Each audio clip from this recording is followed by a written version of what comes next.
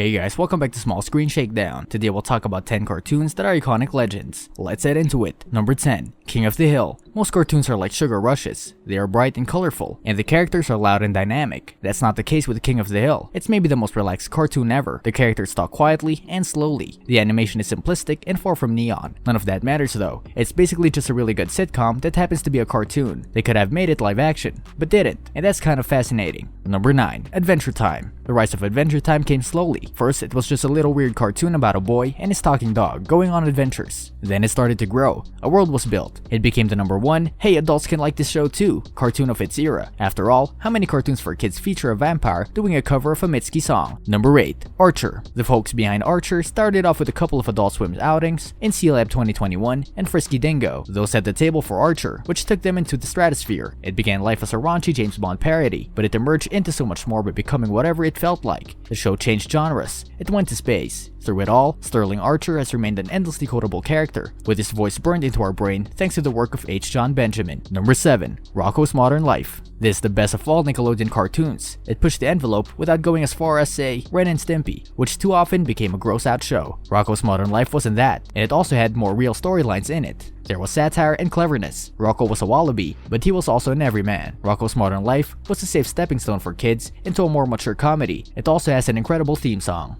Number 6. Phineas and Ferb. The people behind Phineas and Ferb went as far as to say that they didn't create the show for kids. They just didn't exclude them from the potential audience. That makes the show a crowd pleaser for almost any audience. The titular characters are half-brothers, spending their summer vacation trying to have as many crazy adventures as possible, and they pretty much always manage to do it. Also, their pet platypus is a secret agent with a nemesis who is a mad scientist, who is one of the funniest characters in any family-friendly cartoon. If you missed out on Phineas and Ferb because you thought it was just kid stuff, you should amend that. Number 5. Teen Titans Go. What if some famous superheroes were dropped into an insane, meta, chaotic comedy show that puts its foot on the gas and redlines it for 11 minutes at a time? Well, then you'd have Teen Titans Go. There was a Teen Titans cartoon, but it was more serious and mature. Teen Titans Go is far from that. It's a cotton candy animation with a mix of sophomoric jokes and some true genius bits. Some people think it disrespects the Teen Titans legacy. We're laughing too much to care. Number 4. Daria. Beavis and Butthead, the show Daria spun off from, didn't make our list. We had to include Daria though, because it's so much better than the simple show it spawned from. The characters are so much more interesting and funny. Daria was, and is, a role model for so many sardonic, sarcastic quipsters who still care deep down inside. It's a show laden with funny characters of all flavors. We're particularly fans of Daria's dad, Jake. No character makes yelling in vain as funny. Number 3. Futurama. So many shows about the future are utopian or dystopian. Futurama dares to imagine a future that's pretty similar to the present, but with a bunch of crazy technology and space travel. Philip J. Fry wakes up on the verge of year 3000, and the story begins from there.